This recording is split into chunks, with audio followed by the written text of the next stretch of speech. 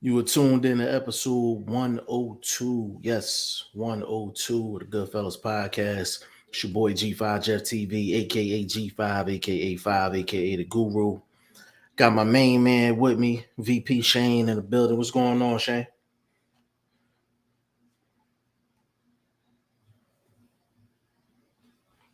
You're on mute, baby. You're on mute. I'm literally on the ropes right now, surviving. You're on the roots. Hey, man. Literally, I But feel you, like, feel mhm. like, what can I say? Do I feel like I feel like um Deontay Wilder after round 6 with Tyson Fury. I just feel like Oh, man. I'm You on the ropes. on the Hey, rope. man. But you in the game, though. That's all that matters, man. Um, Man, we got a lot to cover, man. Like a lot of I like to get into each podcast with a specific topic, but this one's gonna be kind of all over the place. We're gonna be bouncing around. Edgar Berlanga got a unanimous decision victory over Angulo. He was channeling his inner Mike Tyson, and we're gonna get into that in a minute. Reactpo with a devastating body shot knockout in his fight, and he's getting real close to that status where he's going to be a championship level. Um, we also had a lot of inductees into the Hall of Fame uh, this weekend. We're going to get into that, and Absolutely good, bro. Anthony Joshua with his brand new deal with the Zone. He didn't re-sign with Sky, which is kind of, I guess you could say, it's falling in line with Eddie Hearn in a sense. We can get into that. Daniel Dubois with a knockout victory over Trevor Bryan. So we got a lot of places to go with this one. But I Shane, mean, that's I'm what gonna it's let like. you. If Hmm? I was stay ready right now, I'll be crying. $400. I'll I be drained, bro. big shout out to the big bro, man. Stay ready boxing. He was on the last podcast. He said he put $400 on Trevor Bryan. And Shane reaction was, bro, you could have gave me that 400. I'd have flipped that for you. Literally Like, $400, bro. bro, Bro, that is a lot of money to lose on I a would bet, have bro. listen, I would have bet $400. Now, don't get me wrong. I would have bet the fight going over 3.5 rounds. I would have bet it going over 3.5 rounds. I did predict the second round knockout, but ended up being a fourth round knockout. But out of all of the topics, Shane, where you want to go first? I mean, we're here, so you might as well start with the boy. All right, so Dubois, Trevor Bryan. Dubois got a fourth round stoppage over Trevor Bryan, and the build up, actually, the weigh in was pretty good. He brought out like some tampons or something like that. And it was funny. And I'm sitting up there laughing. I'm like, this dude about to get his head like knocked smooth off. You know what I'm Literally. saying? Um, Going into the fight, because I know we didn't really speak on it that much. Like, what did you have any hopes for Trevor Bryan at all? Not really. I mean, I just thought that I hadn't seen Trevor Bryan like I think I've only seen him in like one or two fights. I had thought that he would have had a little bit more of a reach advantage, going into the fight. So once I saw them on the scales at the weigh, and I was thinking most of the dimensions look even, so it just kind of confirmed the fact that I just thought, oh, Trevor Bryan was just going to get overwhelmed with offense, and that's just the way um the boy fights, overly aggressive. Yeah. Let me get in the comment section real quick. Jamie Leroy in the building said, "What's happening, boys?" He said, "No Blunt." I don't know where Blunt is right now, man. He got the link, man. He got the red carpet as always, man. So if he decides to slide in, he gonna slide on in. But big shout out to Boxer First Vlog, aka the General, aka Blunt, aka Blunt Bayless, aka Mr. 1K, wherever he is at the moment. Big shout out to him. Aslam, what's going on? What you said? What's up? Big shout out to you, family. Jamie Leroy, Daniel Dubois called out Dillian. I feel that's a good fight. To be honest, I feel like he stops Dillian, but and I wouldn't have said that 6 months ago, a year ago, 2 years ago, 3 years ago. Right now, he stops Boxing, Dillian White. but boxing is that sport. Like boxing is that sport where you're literally. I think this is the only sport where you can come off a bad performance and you're food for everyone. You know, like I haven't seen one fighter, especially in recent times, who loses and then people just start looking at you and think, "Oh, you're still cool. You're still like." I remember when Canelo lost, Josh Taylor had that performance. You know, people just look at you like you're food, and I just feel like Dylan's Dylan's Dylan's like a bleeding man in a tank full of sharks. Yeah, yeah, that's a fact. And it's crazy, man, because you have the thing with Dubois is he's gonna give you the same thing every single fight. He's gonna give you the same thing every single fight. And you have to weather the storm in order to get to Dubois. And that's what happened with Joe Joyce. And don't get it twisted. Dubois had Joe Joyce in trouble several times going into the back half of the fight. It's Fact. not easy. It's not easy getting to that back half against Dubois. Aslam said Dubois is fighting on Don King shows in front of 50 people. He ain't on Dillion's level. So Yeah, that I think Jeff made that statement more out of Dylan's vulnerabilities than anything. yeah, not in the sense of it's no comparison in terms of what Dillian White can do from a business aspect and all of that. All that's understood. But Dillian White is coming off of an embarrassing loss against the top guy. Don't get me wrong, but it was an embarrassing loss, so he has to go through the process of building himself back up. So it's guys like Dubois that he might possibly have to run through to get himself back up to that level. So Right. that's why I'm putting Dubois' name with a Dillian White, and it wasn't no bigger fans than Dillian White than on this platform. You know what I'm saying? So, But the but sport's just what have you done for me lately, and it'll always be that type of sport. You know, what have you absolutely, done for me lately? exactly. Mr. Motivator said, "Jeff, what's good, bro? What's good with you, player?" He said, "Where's OG?" Not sure where OG is right now, man, but he got the link. You know what I'm That's saying? So he what I might would slide have. up in here. I would have loved to be around in the 70s and the 70s when when or the 60s when Ali had been he had uh been dropped by what's that dude's name in the UK? He got dropped by that dude in the UK. I can't remember his name. I'm looking at his face right now, but I can't remember his name. And then went into the Sonny Liston fight and he beat Sonny Liston. I would Mhm. want to know how people would have looked at that fight, or when he went tooth and nail with Joe Frazier and Ken Norton, but then beat George Foreman. I would want to know how if people was as reactionary back then as they are now. Yeah, that's a good point. Um, I think back then they were more forgiving back then. We're a little more harsh now. If a guy win, we're at a point now a guy can win 9-3, and we gonna find something wrong. Where back then it was like if you got the dub, you got the dub. If you Wh- lost, When would you know, that have changed then? Obviously, it would have been because of the media. But when would that have changed? Would you have said that would have changed in the 90s Tyson era?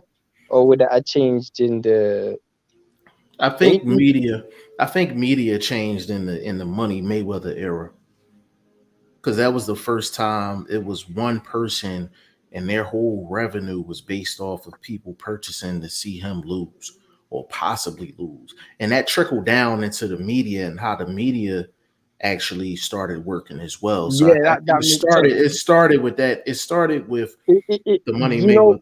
yeah, that makes sense because if you remember, like certain companies, because of their allegiance with certain networks, their media outlets would portray certain fighters a certain way. And there was the real political divide at that time, with Pacquiao and Mayweather and everybody on that side of the street versus this side of the street. And media then decided to start being a divide. So let's say I was Pacquiao's broadcaster and Jeff was Mayweather's broadcaster. All my journalists, all the people that's writing articles, people that's doing the news, they're gonna be doing things in favor of Pacquiao and vice versa.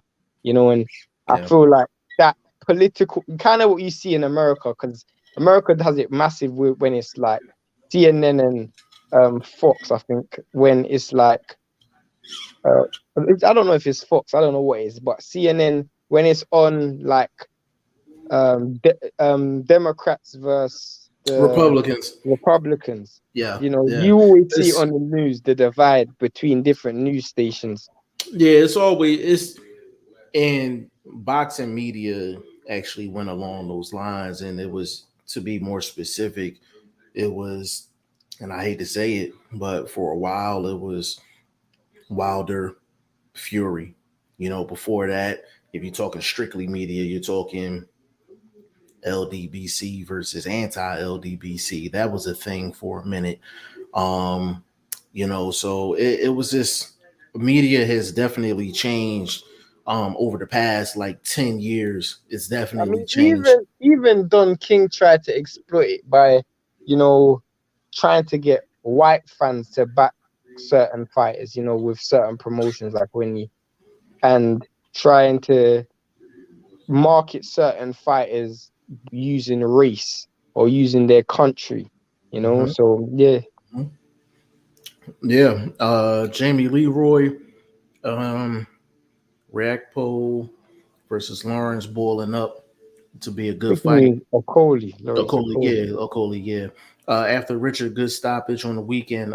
Yeah, Shane and I was talking about that off camera.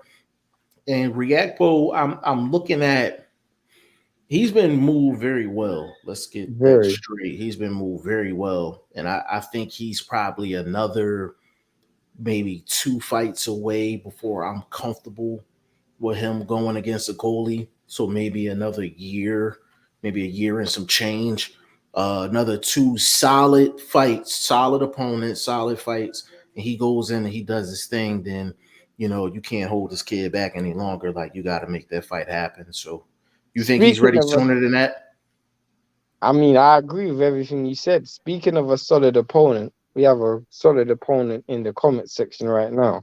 Absolutely. Mr. Evenson Gabu in the building. Big shout out to Gabu. That's a fight we definitely want to see happen. Reacpo versus Ngabu. We feel like that'll be a great, great fight.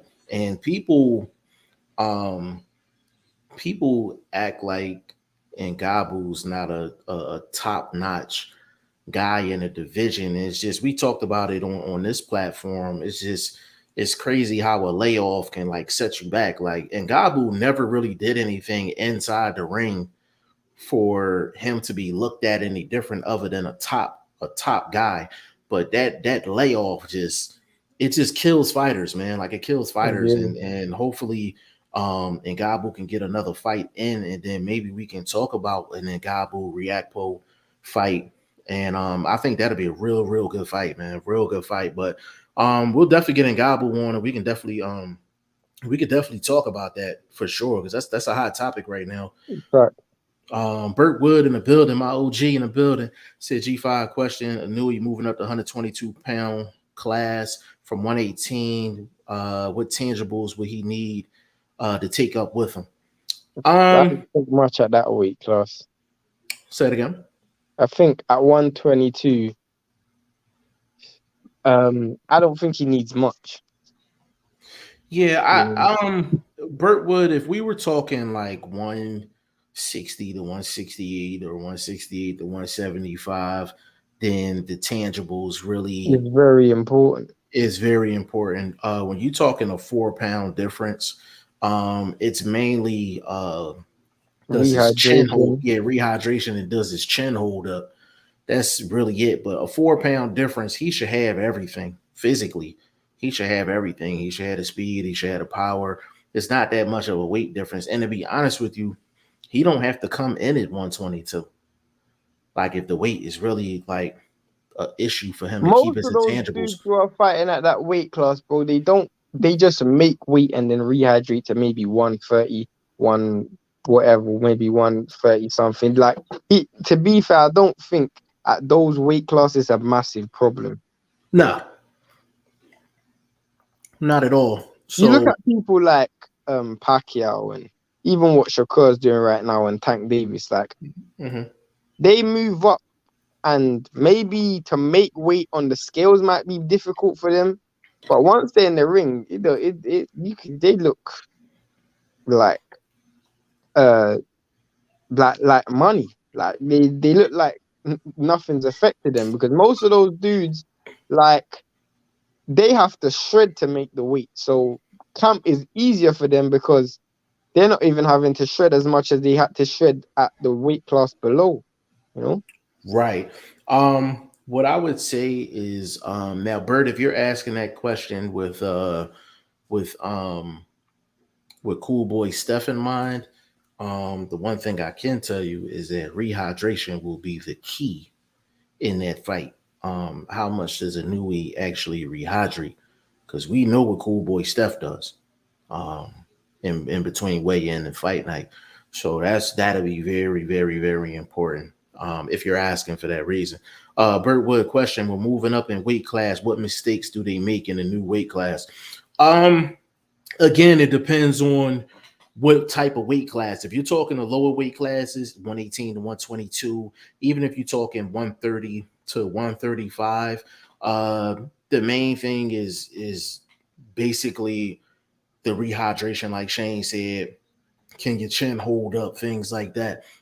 When you're talking 160 to 168, 168, 175, even 154 to 160, it's more so, is your physical tangible Physical, still the yeah, same? Yeah, physical. Because is your physical still the same? I feel like what a lot of people do is when they're making that move up, especially as Jeff said, when you're moving 8 pounds, 9 pounds, Hmm. whatever, to those weight classes, I feel like a Hmm. lot of people do the bad thing, which is put on extra muscle, and that extra muscle is heavier to carry when you're in the ring.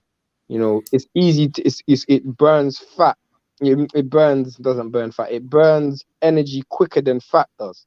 Because whilst you're fat and um you might be very heavy, muscle is what is burning all that energy because it's your muscles that's being used to throw punches. It's your muscles that's being used to move around the ring. It's your muscles that's being used to evade punches. So a lot of people try to bulk up and put on that extra muscle because they're at a higher weight class, and yeah, that's the Yeah. mistake that they make.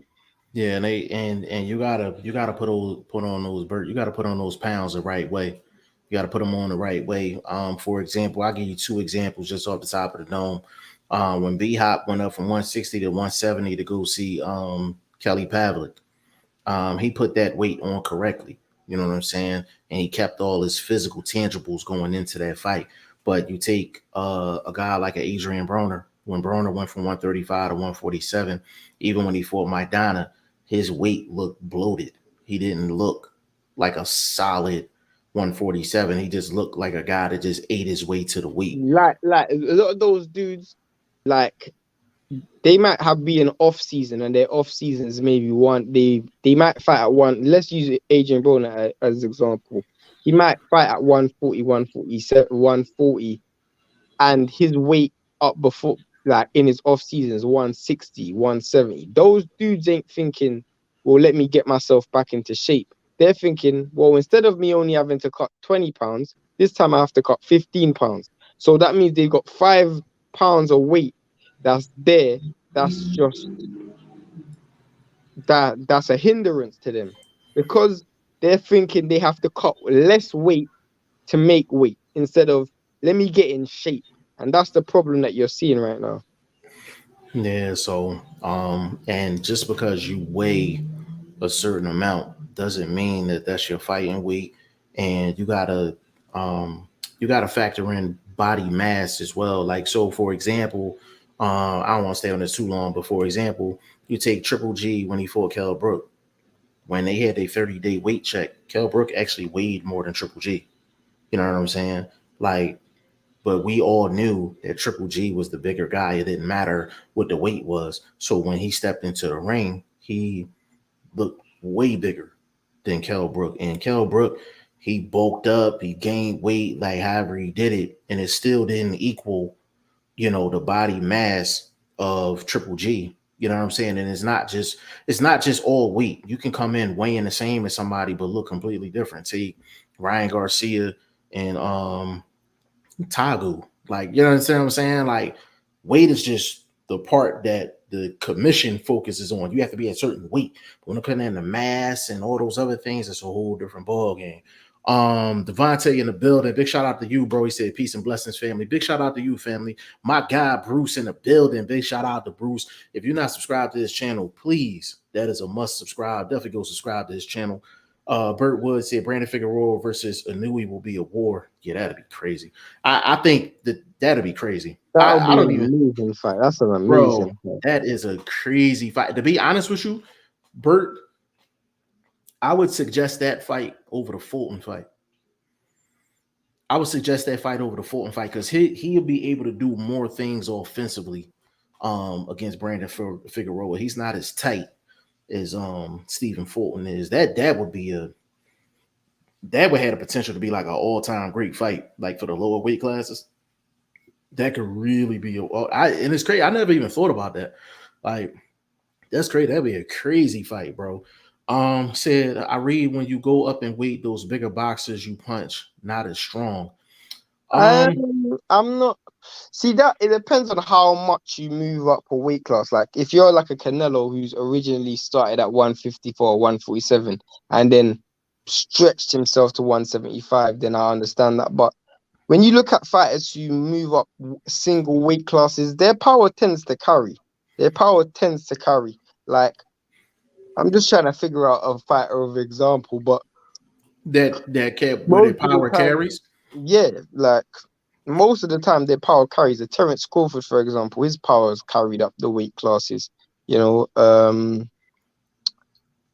else? I'm trying to figure out somebody whose power is carried up a weight class. I can't even remember because Maul power is pretty much the same. He's getting guys his about the same. his power is carried up. His power is definitely carried up. Trying to think of anybody else. Actually, look at Danny Garcia, for example. His power didn't quite carry up when he moved up to 147. Right. His power didn't carry up. And it's just like physically, you gotta think he's been at 47 for years, and he's just now taking his first fight at 54. So everybody's progression in terms of the weight classes is not the same. Everybody's not the same. Big shout out to YSM Sports Media. Big shout out to you, bro. He said Figueroa stops Inui. And he said, I'm not and I'm a 100% sure about it. I don't know, bro. I got to think about that, man. I got to think about that. I'm not sure about that. I think Figueroa is a big fighter, but if I was to be honest and I was to be fair, I actually think Inui probably hits harder than Figueroa. Off a single shot, I think Inui probably hits harder than Figueroa. It's the thing about Inui is he gets so much speed on his velocity on his shots, man. Like, and he don't really crank neither. Like, it's compact and there's so much Stay there, velocity Jeff. I on gotta do shots. something. Give me 1 Go second. ahead. No, you good. You good. Big shout out to my guy, Padman McGriff, man. Said, what up, Chance? Big shout out to you, bro. I'm gonna actually switch up a little bit and get into Edgar Berlanga. His fight against Angulo that went down this past Saturday. Edgar Berlanga got a unanimous decision. And it's crazy with Berlanga because like we be having a whole debate like off camera, like how big is his ceiling? Like, is Berlanga going to be a top 10 guy, a consistent top 10 guy at 168 pounds? Is he going to be a top 5 guy? Is he a future legit world champion? Like, where is his ceiling? You know what I'm saying? Like, where is his ceiling? Because I look at him, I'm like, he's a prospect with popularity. YSM after 140, the weight classes are 6 to 7 pounds apart. The lower weights are 4 and 5 pounds. That plays a factor. That's 100% facts. I was getting ready to say 140 is the cutoff. 135 to 140 is the cutoff. And So from junior welterweight to welterweight is 7 pounds. Um, from welterweight to junior middleweight, that's 7 pounds. Um, junior middleweight to middleweight, that's six. That's 54 to 60. Um, middleweight to super middleweight, that's 8 pounds, 160 to 168. And then it's 7 pounds from 168 to 175. So it's just, it's crazy. You know, it's crazy how that is. But no, Wyatt, you're 100% right, man. Like once you get to that cap of 140, then you start talking. Now you got to talk to the Padmans. You got to talk to the Rob Acostas, and you really got to make sure you got your strength and conditioning right. And you have to let them make the decision. Like, yo, like I think he's ready for one. He's ready for 147. He's ready for 154, whatever the next weight class is. Good point though. Bruce Gas. Berlanga would have hell with Spike O'Sullivan. Bruce, bro, I made a list of guys that Berlanga could fight right now, and I'm not 100% sure he beats them. And mind you, this is people think I have something against Berlanga, and I really don't. Um, I truly don't. But I know a prospect when I see one. I know the questions that I have to ask with any prospect. I want any prospect to go through the same process. I literally ran down like a bunch of names. I'm gonna get them for you because I actually jotted them down. Let me pull my list up real quick. And these are all legit names at the weight class, and I'm talking 168. Um, Give me a second. Let me pull this up real quick. And y'all tell me whether y'all agree with me or you don't. Um, let's go. We're gonna go Lerone Richards from out of the UK. I don't know if Berlanga wins that fight. Um, we're gonna also go with Kyron Davis. Kyron Davis, that's another fighter that fights at 168 on occasion. I don't know if he wins that fight. Take a shooting off. Shooting off's another guy. I don't know if he wins that fight. Gabe Rosado. I don't know if Berlanga wins that fight. Um, Shane Mosley Jr. The way Shane Mosley Jr. looked in his last fight against Rosado, I don't know if Berlanga. I don't know if Berlanga wins that fight. You know what I'm saying? I don't know if he wins that fight. Like that's 5, 6 names off the rip. That's 5, 6 names off the rip, and those are all questionable joints. I'll give you Ronald Ellis. Ronald Ellis is another fighter. That's a really good fighter. Um, Anthony Durrell. Does he beat Anthony Durrell? You know, that's another guy. I still think he's a year and a half away from the Anthony Durrells and the Jesse Harts of the world. So there's a good 8 to 10 names where I'm just like, I don't know. But Padman McGriff said you hit it right on the nose, prospect popularity, G5. Yeah, man, it's just when a prospect is popular, man, like we tend to speed up their progression. We tend to speed up their progression because we want to see them in a money fight so bad because they're popular. Berlanga went probably his first what 16 fights or something like that. 15, 16 fights. First 15, maybe first round knockouts, something like that. All of them in the first round. And I said back then, I was just like, Berlanga is still he's a project, he's a prospect, but he's just popular as hell right now. But to be honest with you, his last 4 fights is really the beginning of his career. You can't truly evaluate a fighter if he's not getting past the first round. You know what I'm saying? The only person we were able to do that with was Tyson. Like we knew he was the goods. Like the eyes didn't lie. But with Berlanga, you just knew that he was going to hit a wall at some point in terms of the competition. Now, a lot of the intangibles, he's showing me some of the intangibles that you need. He's been in the ring hurt, got through it. He's knocked down. He's got knocked down, got himself up. He's had times when he was put on the back foot and he had to kind of figure it out. So he has a lot of the intangibles to be a really consistent top 5 to 10 fighter at 168. And mind you, I'm saying that because 168 is not that stacked. You know what I'm saying? But Berlanga, you got to look at how his skill development is going to be. And we all know now that you can't just put Berlanga up against anybody and think he's going to be okay.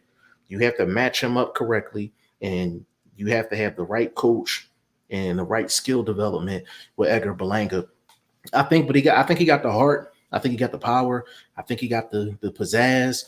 You know, that it factor inside. I think he has all of that. It's really just a matter of skill and how they match him up. So it's gonna be interesting to see how that plays out. He said, bro, I just went through the same list with Rob, and I said the same thing, laughing my ass off.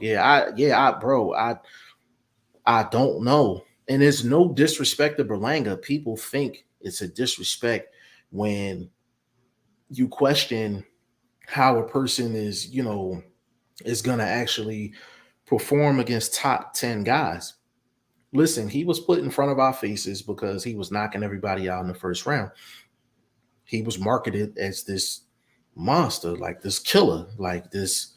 You step into the ring with Berlanga, you're not getting past one round, but you go into gyms, you go into boxing gyms and things like that, and you just like, for a fact that's not the case. Like he's just going on a run. Like you take Gary Antoine Russell, like he has a knockout for every single fight he's been in, but nobody looks at Gary Antoine Russell as this monster in terms of like he's getting everybody up out of there. It's not the case. Sometimes, numbers don't tell the entire truth. You know what I'm saying? There's numbers within the numbers. You know what I'm saying? But Edgar Berlanga, I'm looking forward to his development going forward, and I'm gonna give him the same time frame that I would give any other prospect, for him to develop. He's still looking at another year and a half before he gets to Anthony Durrell or Jesse Hart or anybody like that. He's not ready for that type of smoke yet. He's not ready for that type of smoke yet. Like the Caleb Plants of the world, like he's not ready for that type of smoke. But we're going to see if he can get there though. Just because he's not ready right now, I don't think he's ready right now. Just because you don't think he's ready right now, don't mean he's not going to be ready in a year from now. He might prove me wrong, and he may be ready within the next year or so. You know what I'm saying? But watching that fight, and then Josue, oh my god, Josue Vargas, man, like got knocked out again, knocked through the ropes. And man, I have you not seen a person fall from like a certain level so fast? Had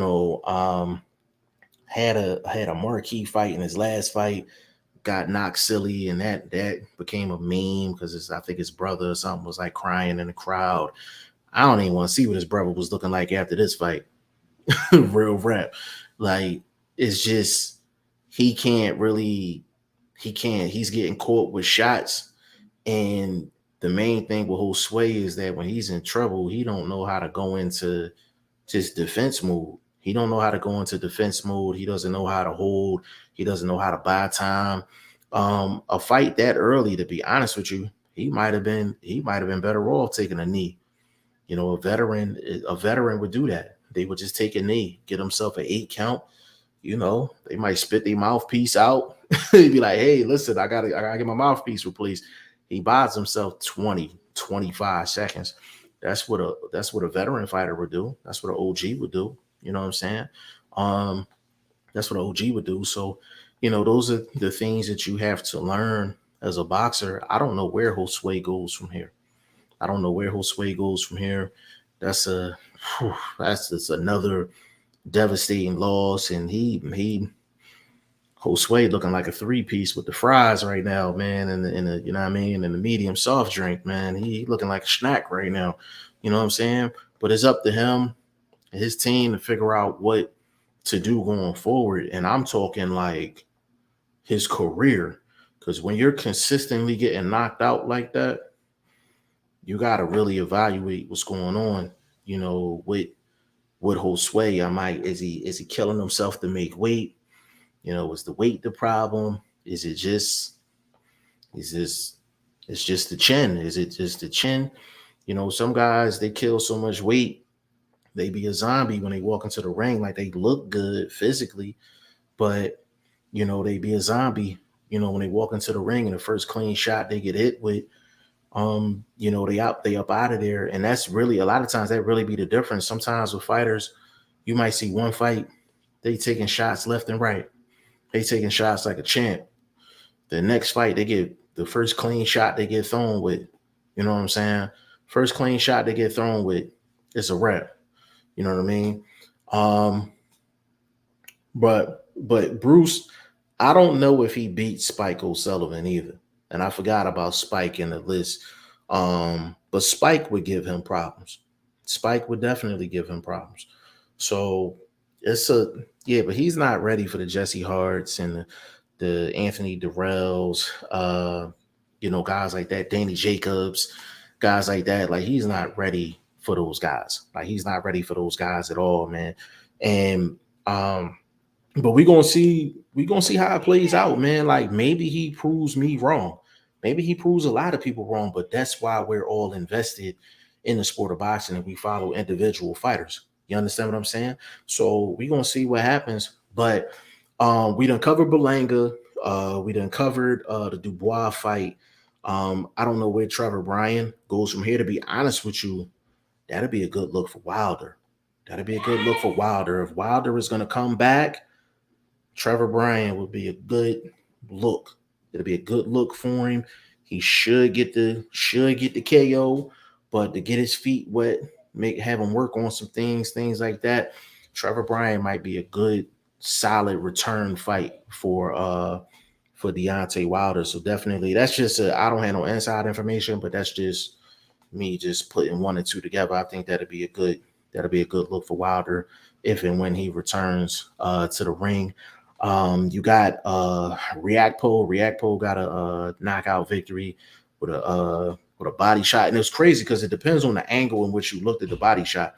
The body shot that I seen from one angle, it looked like he just scraped his skin. Like it didn't even look like it really landed like that. But then I seen it from another angle, and it looked like the shot got in there real good, and then like the follow through kind of just glanced off. So it was that's a big victory for Reactpo. And you know, he's probably like two fights away from that Coley fight. And we're gonna see. We gonna see what happens with that.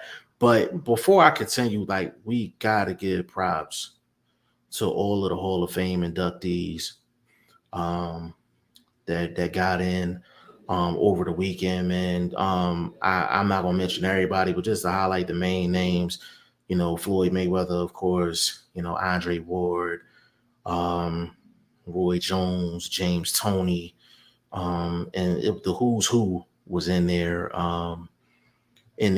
celebrating, and to see, you know, Floyd get emotional um, during that speech, and the passion in which Roy Jones was speaking.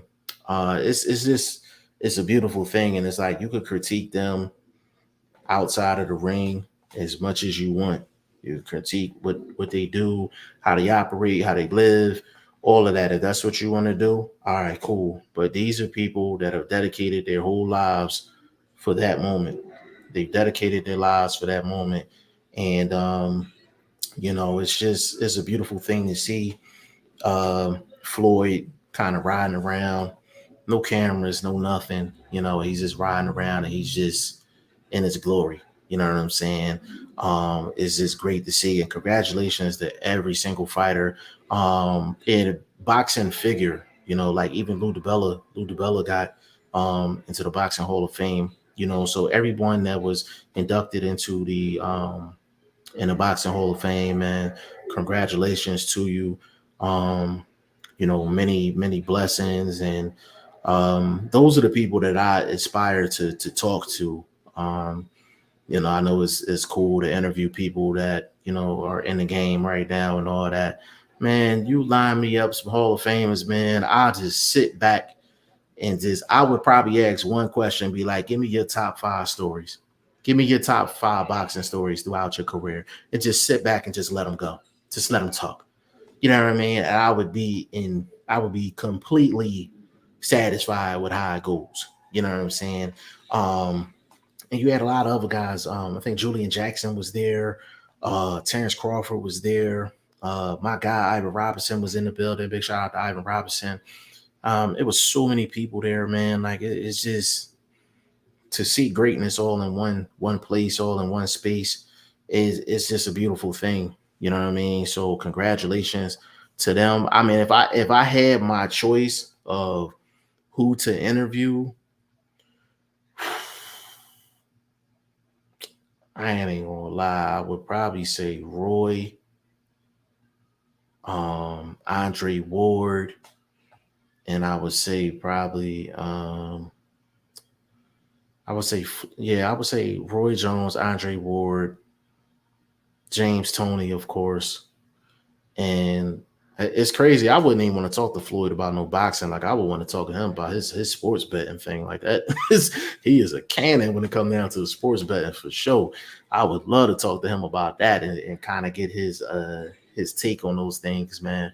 But again, congratulations to those guys on being inducted into the Hall of Fame. And we got so much going on, man. Like we got Artur Beterbiev and Joe Smith this weekend. We got that fight going on. I gotta see who on the undercard of that. Last time I checked, they didn't even have an undercard for that. Let me check that real quick. Give me just a second, y'all. Give me just a second. See if they got an undercard going for this fight. I mean, they should. Ooh, yo, this is a good fight. That's a good fight. Shame. What's the topic? What's the topic? I just switched over to Beterbiev, Joe Smith.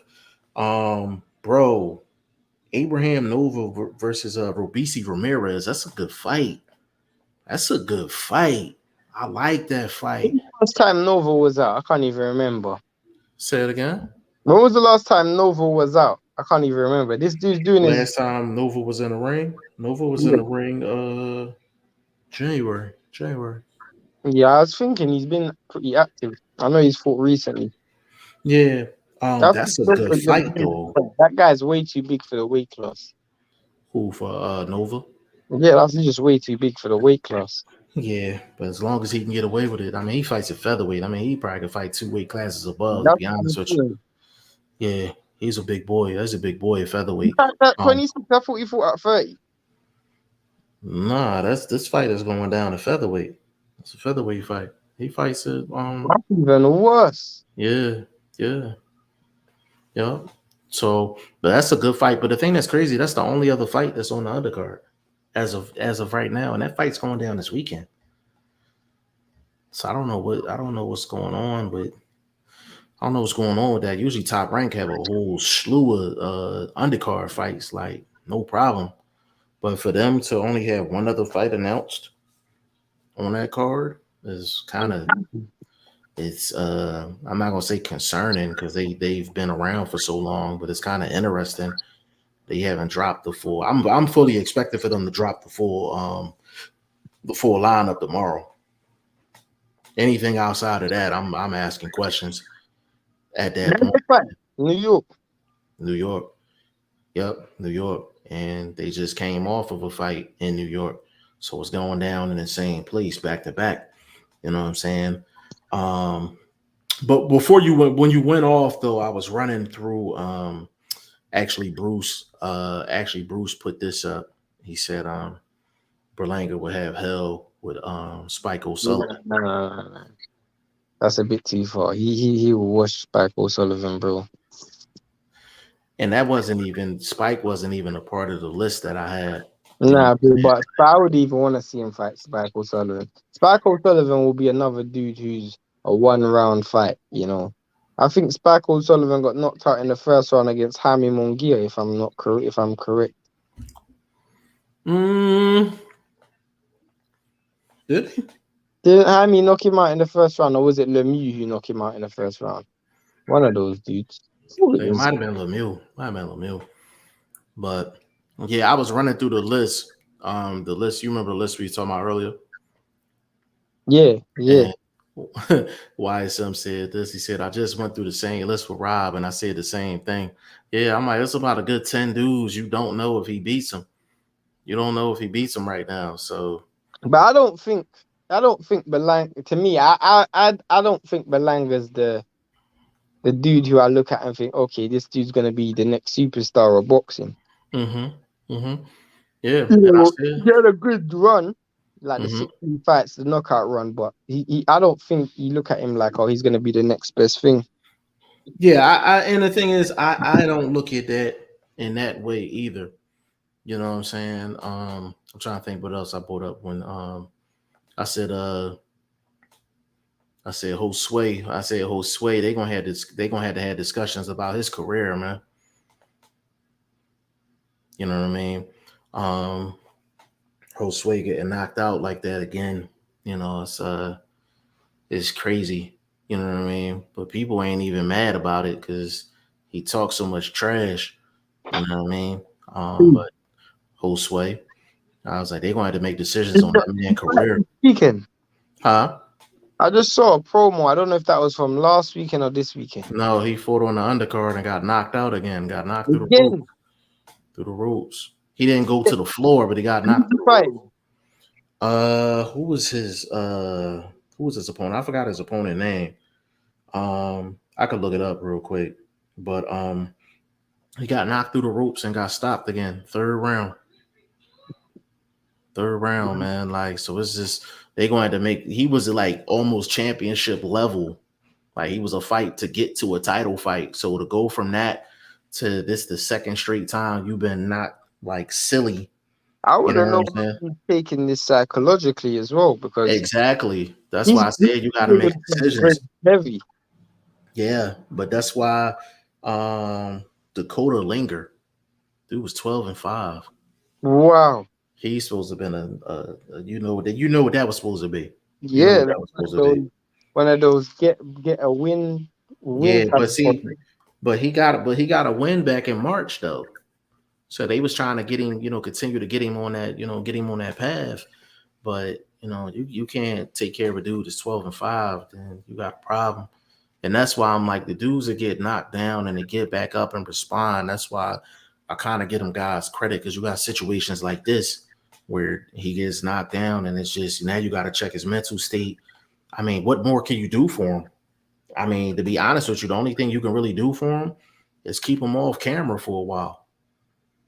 Put him on the untelevised portions of fights. You know what I'm saying?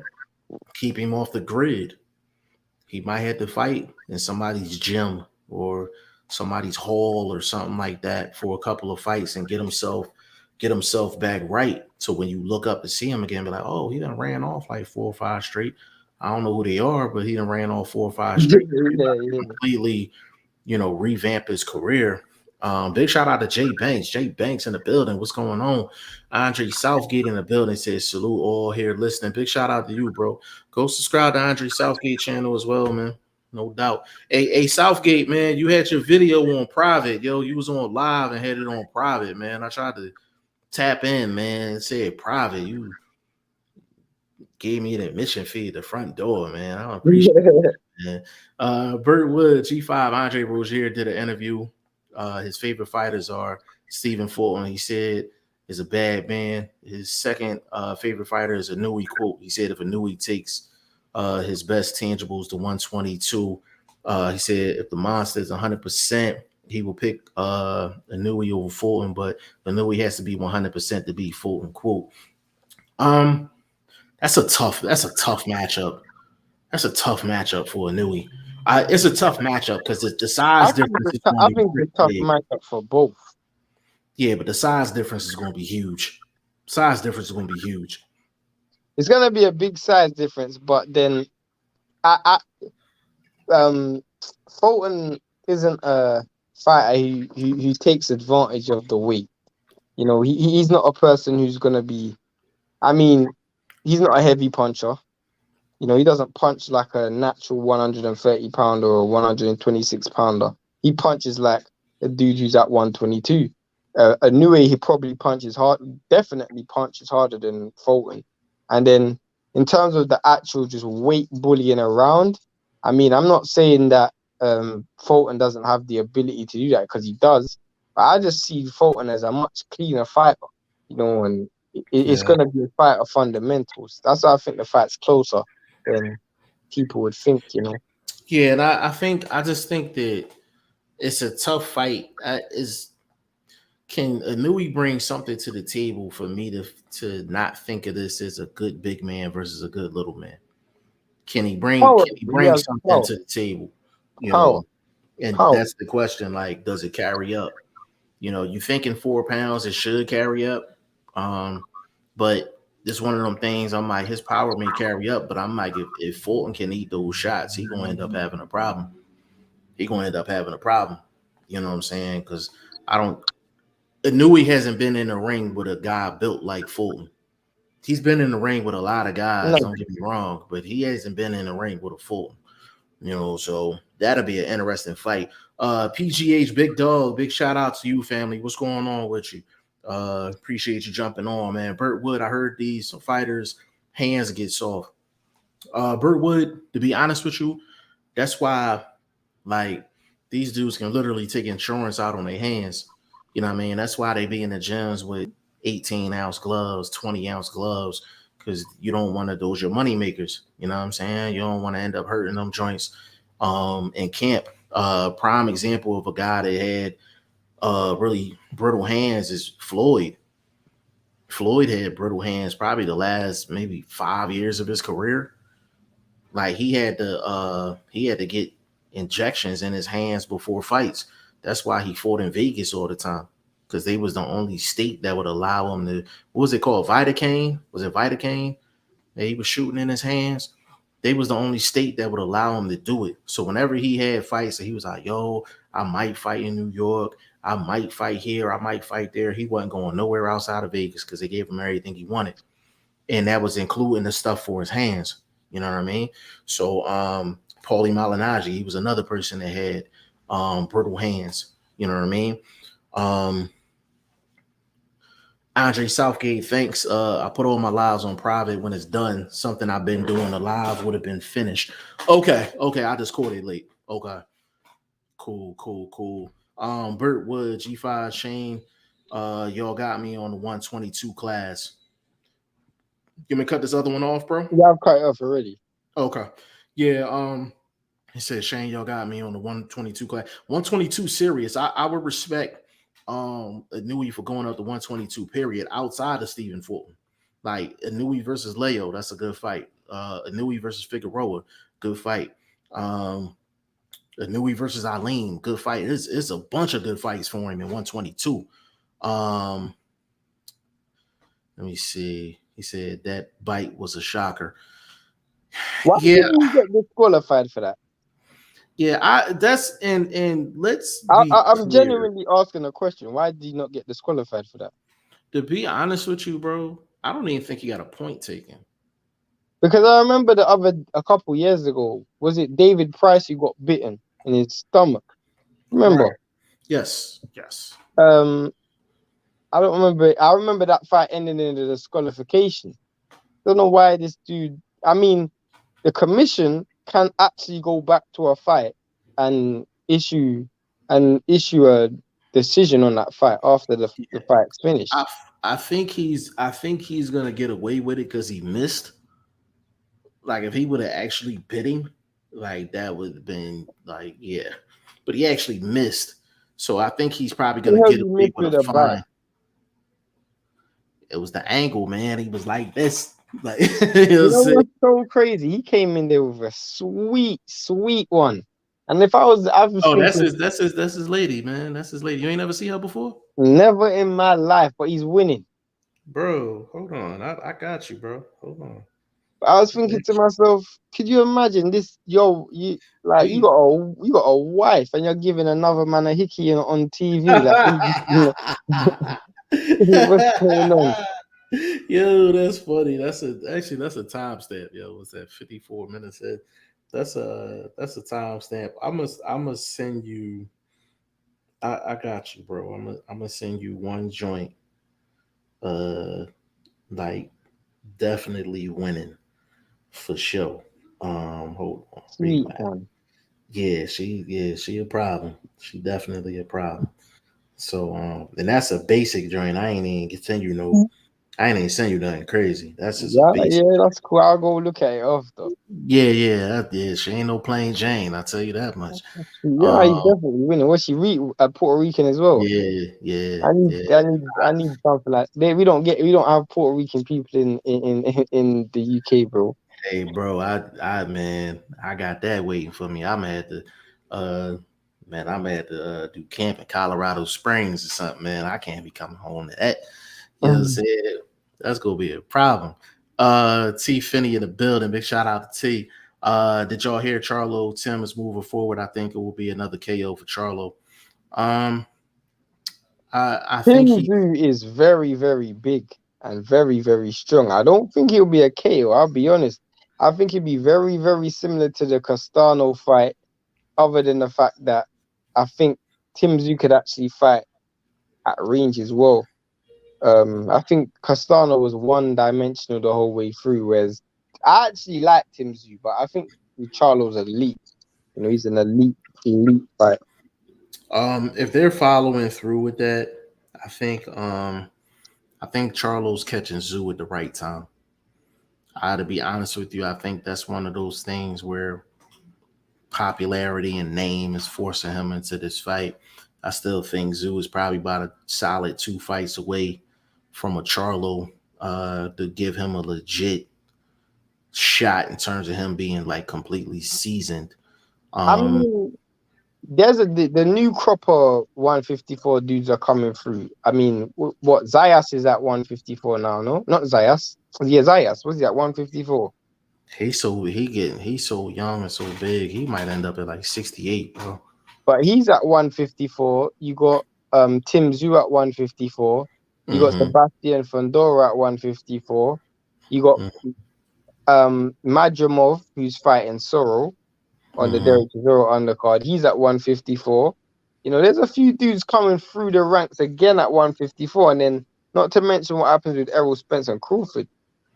Yeah, it's a nice crop at 154, and it kind of reminds me 154 is starting to shape out like 140, like where it's a lot of just Yeah, solid names, man. I don't. 140 is I think 154 is more looking at like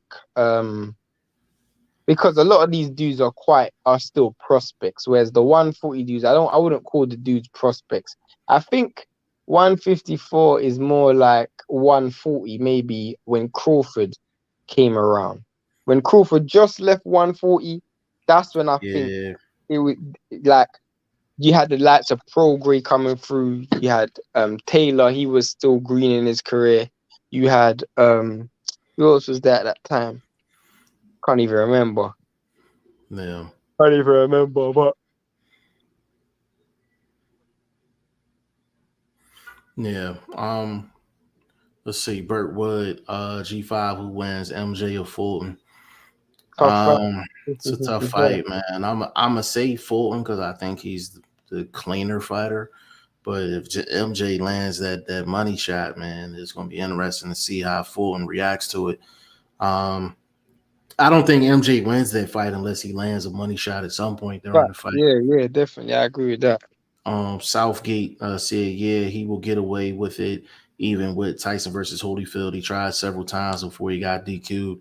To be honest with you, No, yo, but I've seen a fight where I mentioned the fight the other day, a couple years ago. Maybe this was a bit like maybe 3 years ago when David Price, he got one bite, literally one bite, and they just disqualified the dude. I can't remember who he fought though. It was it was a trash fighter, but hmm can't remember his name though. For the life of me, I can't remember this dude's name. But I can remember seeing his face though. yeah. Um, let's see, Bert. Did I hear wrong? They said Donaire and the knew he wore 7 ounce gloves. Was it 7? I didn't even know they had 7 ounce gloves. They got 7 ounce gloves, bro. I I mean, said what do they have in UFC? Now those are different types of gloves. Period. Those are just they're like I think 4 ounces or something like that. They're almost like biker gloves, almost gloves that the bikers wear when they, you know what I'm saying, when they ride. That's not even a regular like type glove. Um, Burt Wood said, G5, did I miss your pound for pound list? Ring magazine has the Nui #1. No, you didn't miss it because I didn't drop it.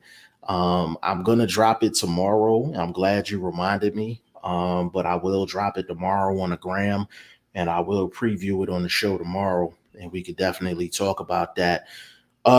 T Finney said, I agree, G5. I think Tim needs a few more fights, but he's undefeated, has been calling Charlo out, so he's getting what he asked for. Yeah, it's just it's hard for me to pick Zoo after that Charlo performance. It's Yeah. really that simple. I It don't is think there's hard. anything Tim's you could have done that could make me pick him beating Charlo. I I mean, there's a few names that I think would have prepared him well for a Charlo. I think if Tim Zoo had fought maybe uh uh what's my dude's name? J Rock, and he got a win against a J Rock, that would have impressed me.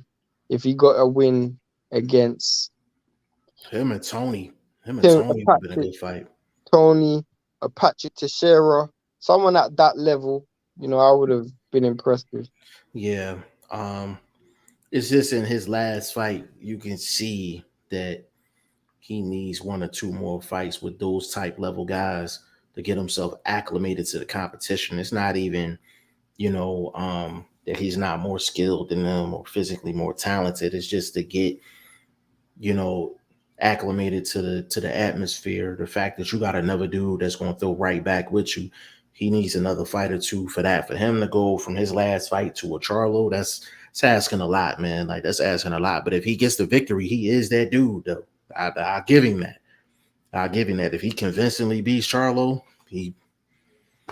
I got nothing. You know what I mean? John Hugh in the building. Big shout out to John Hugh. Said Haney must be looking at Taylor after the Cambosis rematch. Do you think that fight will be made, and how do you see that going? I think the rematch will be made, to be honest. I think Ambosis wants the rematch. I think the rematch will be made. I think that rematch ends in Haney winning again. But if you're talking about Taylor and Haney, I think Taylor's gonna beat Haney. I'm not even gonna lie to you.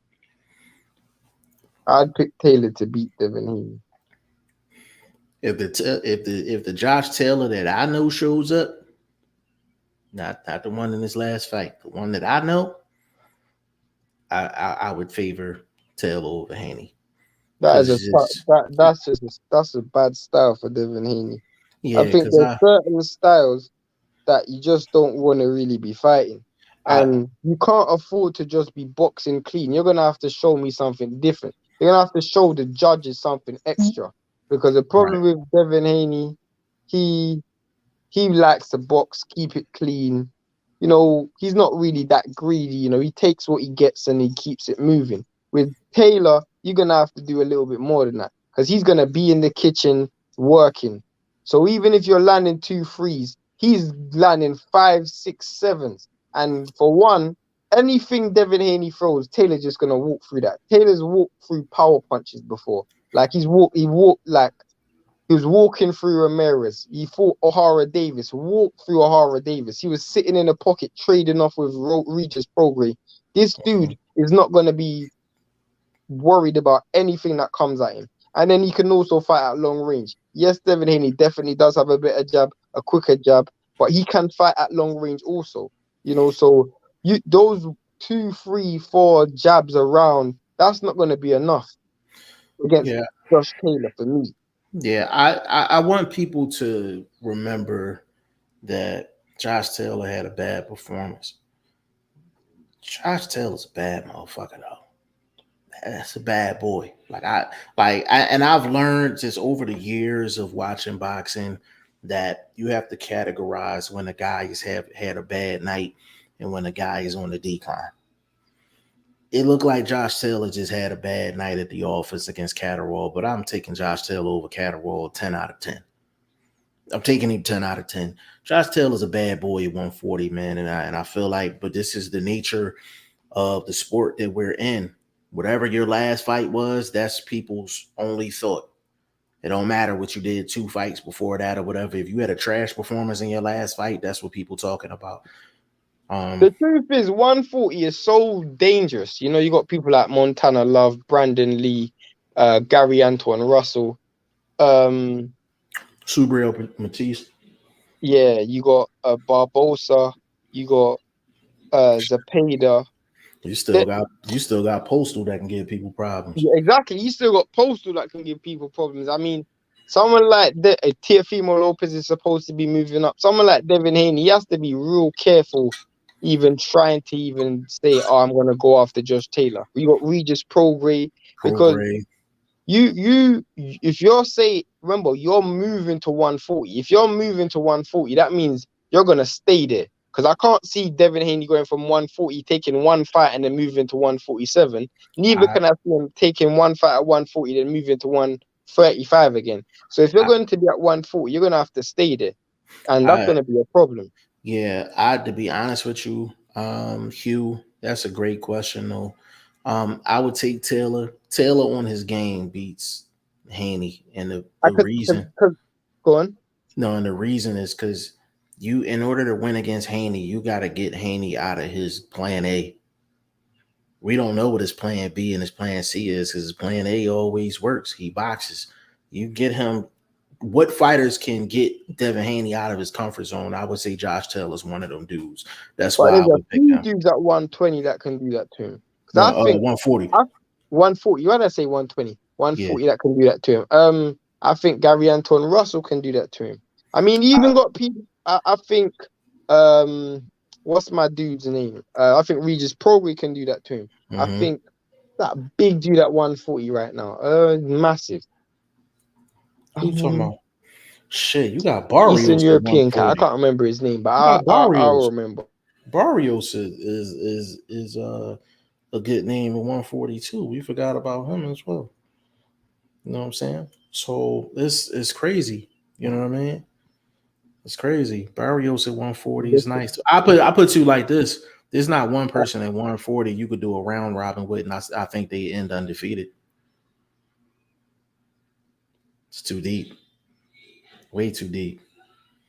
I mean, even Sandor Martin's still at 140 right now. Sandor Martin is at 140. Sandor Martin is at 140. 140 is deep. Like when you really think about it, it is deep. That's why I'm like, I'm hoping Josh Taylor doesn't have serious problems making a weight because at the stage that he's in right now, with the promotional ties and things like that, We 140 can is where see all the some good bacon is. fights. We can see One some good fights. real good fights, and it could be some good money fights too, because a lot of them dudes is going to go over to Josh Taylor home country and get it on. A I lot of them mean, are going to come over there. I heard Jose Ramirez is moving up to 147, but I think even if he stayed at 140, it'll be good. Yeah, he stays at 140. That'll be good. But I mean, it's a morgue at 147 at top rank. There's a morgue out there for real. I don't know if he want to do that, but yeah, 140. He got plenty of match. I'm hoping it was just one of those situations where he just had a off night, or he's getting too big for the weight class. I don't see Josh Taylor, and I don't see too big for the weight class. I don't know about you, Shane. What you think about that? I've seen him a few times in person. I mean, He doesn't look I, to me. He don't look like that. I've seen water weights before. Like I've seen dudes like obviously I've seen Boots. Boots is massive, but like Chris Congo, I see he doesn't look. He doesn't look anywhere near Chris Congo's size for 147. But then he looks bigger than Conor Ben. So, Okay, I got you. but then, yeah, it's difficult to tell because it's difficult to tell, bro. It's difficult Yeah. to tell. Burt Wood, Anui Donaire going into a rematch with Puncher's Gloves. What is a Puncher's Gloves by Fight Sports? A Puncher's They Glove is copied me, by the way.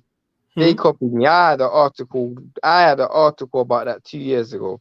yeah, they That's a copied. I'm not gonna tell you where I wrote that article, but Shane, that's a copied article. that's definitely something Shane touched on years ago. But to be honest with you, bro, like A puncher's glove is basically a horsehair glove versus a memory foam glove. Horsehair glove may be an 8 ounce. It might be an 8 ounce horsehair glove, but the way the ounces are distributed within the glove, not a lot of the ounces are around the knuckles, so that would be considered a puncher's Or glove. it could be like easily distributed because it's memory foam is memory foam. So when you hit it, just like you were to press against like a mattress, it will just Mm, come back to its shape. But when you right. punch with a horsehair glove, it just separates. It's It's easy like for you to punching a manipulate. beanbag. If you were to Yeah, press against a beanbag doesn't bounce back up. It kind of spreads, it'll and spread out. that's how it would happen over time. If you were to like, if you look at it, most people before they go in the ring, they probably do maybe 2-3 rounds on the pads before they go into the ring on those gloves. You know, and Mm, that's they just wearing their fists into the gloves. You know, and punches yeah, glove. That's basically it. You know. yeah, we've seen guys punching walls and shit. You know what I mean? Trying There's to a break. dude. Sorry to cut you off. No, you good, bro. Go ahead, go ahead. There's a dude called Ross Abner. Ross Abner. He's normally in the corner for Mark Ramsey. Ross Abner is normally in the corner for Ramsey. He's in the corner for also Lomachenko's father. Lomachenko. Hmm. He does rivals gloves, and he will break down what punches gloves are. Yeah, that's a fact. So it's just, but it's mainly that like you're gonna find very few memory foam gloves, and they'll say that's a puncher's glove. Any puncher's glove more than likely is going to be a horsehair glove, which is a whole nother conversation for another day. Like we could literally bring multiple people on, and they'll tell you like the difference in the gloves and and things like that, man. But listen, we gonna close this one out. We're gonna close this one out, man. Hour 12 minutes strong. We will be back tomorrow to give more of a further preview of Beterbiev and Joe Smith. I'm hoping they drop an undercard as well for that. We definitely need an undercard for that. So, we covered quite a bit today. Unless some other news comes out, we talking Beterbiev, Joe Smith tomorrow, and we're going to go from there. Shane, give me your social media so we can get up out of here, good brother. I Shane the number one on Instagram. Only on Instagram from my man VP Shane. Burtwood said, good show, number 102. Big shout out to you, Burtwood, man. Appreciate you. Go follow my man Boxing First Vlog, man. We're gonna throw his link up right there. Go follow his YouTube channel, Boxing First Vlog. Follow him on Instagram. I think it's boxing the number 1ST vlog. And on Twitter, it's Boxing First Vlog, spelled all the way through. Big shout out to the big bro. Hopefully he'll be back on in short order. But big shout out to him. And everybody that tuned in today, man. So on behalf of VP Shane, your boy G5 Jeff TV, aka G5, aka 5, aka the Guru, on behalf of the staff, we're gonna see y'all tomorrow with episode 103. Peace.